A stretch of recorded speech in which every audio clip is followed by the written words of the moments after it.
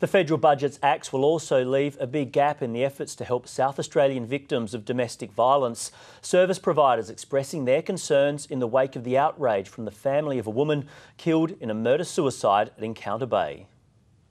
A horror behind closed doors in a quiet seaside community. But Graziella Daly's family says her death should be a wake-up call for the whole state. She had her life robbed from her by a coward and a cowardly act.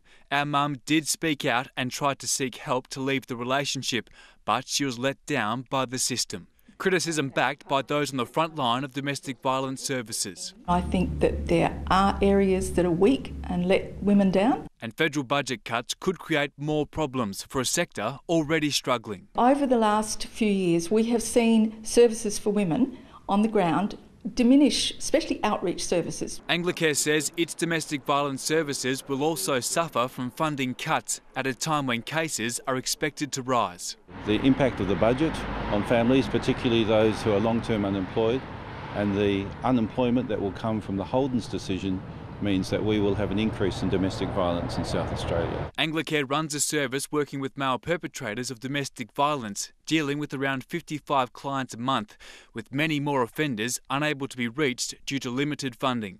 But Anglicare warns money is far from the only issue, with the onus on men to change their attitudes. We as men need to step up, stand up and combat and confront domestic violence. Harvey Biggs, 9 News.